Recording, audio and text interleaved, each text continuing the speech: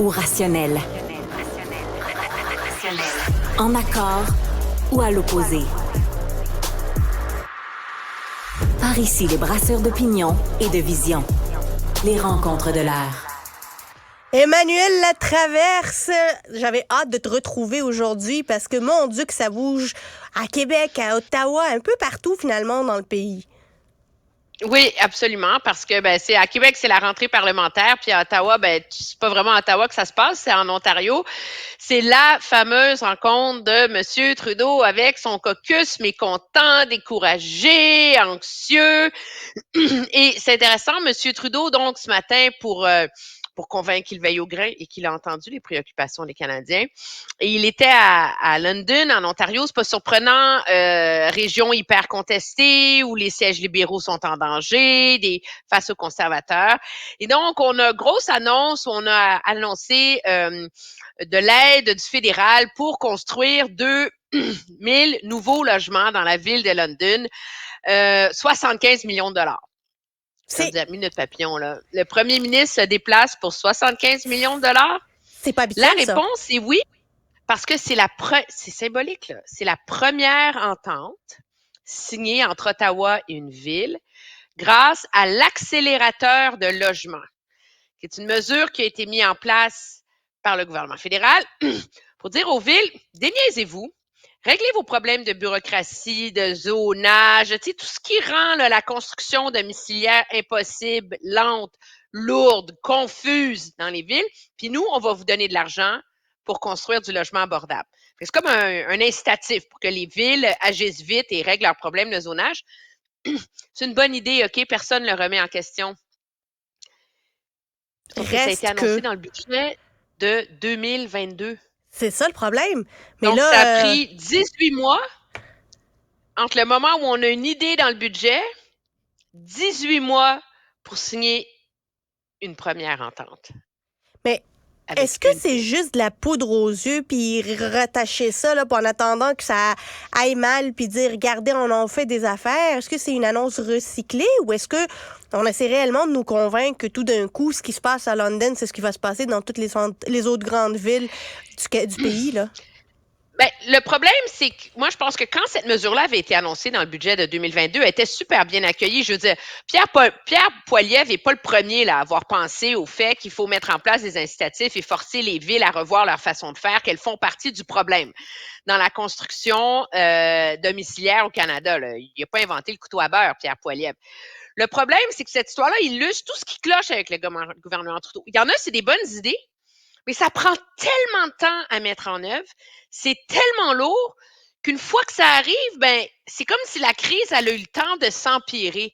Puis le problème est double pour le gouvernement Trudeau parce que pas plus tard que ce matin, la CHL a mis à jour ses études sur la crise du logement au Canada. Le calcul de la CHL, c'est que malgré ce fonds de 4 milliards de dollars-là, donc malgré l'impact qu'il va avoir pour augmenter la quantité de logements construits, c'est 3,5 millions de logements qu'il faut construire au Canada d'ici 2030. Donc, on a eu une année où la construction a reculé de 12 % pour ramener le marché de l'immobilier au Canada à un certain équilibre. Faudrait doubler le rythme de construction. Donc, le gouvernement Trudeau, objectivement, il est vraiment pris entre l'écorce et l'arbre parce que, je veux dire, on est fin 2023, là. Il n'y a rien qui peut annoncer rapidement qui va avoir un impact rapide sur la crise du logement. Je pense que c'est ça le problème auquel il est confronté en ce moment. Est-ce que le logement pourrait être une éventuelle question de l'urne dans une élection générale fédérale? Oui, parce que c'est la préoccupation première des gens. Puis moi, je pense que le problème du logement au Canada est encore plus grave parce qu'il rejoint même les gens qui n'ont pas de problème de logement. Ouais. Tous les parents qui ont des maisons payées, OK? Ils voient leurs enfants qui n'ont pas de maison, puis qui renoncent et pensent qu'ils ne vont jamais avoir les moyens d'en acheter une. Donc, c'est un problème intergénérationnel qui interpelle tout le monde. Et le problème, je pense, pour le gouvernement Trudeau, c'est que son retard à se préoccuper de cet enjeu-là le fait paraître déconnecté. Puis le fait qu'en 2017, le gouvernement a mis 89 milliards de dollars sur 10 ans, c'est de l'argent en titi, là, C'est pour une énormément de grande cash. stratégie nationale sur le logement, puis On que n'en la voit pas. crise va pas mieux, 8 ans plus tard. Mais là, ça soulève des questions sur la compétence du gouvernement. Fait que quand tu mets tout ça ensemble, ça va jouer. Mais je pense qu'objectivement, la question de l'urne en 2025, elle va être plus simple que ça, là. Ça va être une élection sur le changement. Voulez-vous vous débarrasser de Justin Trudeau, oui ou non? Puis là, ben, à ça va se greffer tous les autres arguments autour. Mais au point où on en est rendu, ça va être un référendum sur Justin Trudeau en 2025, j'en suis convaincue. Encore faut-il que Pierre Poilievre réussisse à incarner ce changement et à gagner, passer le test de la réalité, là. C'est pas gagné Ben d'avance. oui, parce que je voulais qu'on en parle parce que je te le mentionnais lundi, M. Poilievre commence vraiment à mettre dans la fenêtre, là, tu sais, comme on dit, plein d'idées, de projets politiques, vraiment pour pas donner l'impression qu'il fait juste critiquer. Mais le problème, cependant, c'est pas si simple que ça. Et moi, ce qui m'a surpris, c'est que les conservateurs ont tendance à bien davantage respecter l'autonomie des provinces en général, là. Tu sais, je veux dire, c'est idéologique, etc. Puis ce qui est surprenant, c'est que dans plusieurs des mesures vraiment fortes des conservateurs, mais il y a des trucs là-dedans, là, je veux dire, si tu t'en vas direct dans le mur des compétences fédérales provinciales, Ben là, oui. sur le logement, c'en est un case in point, là.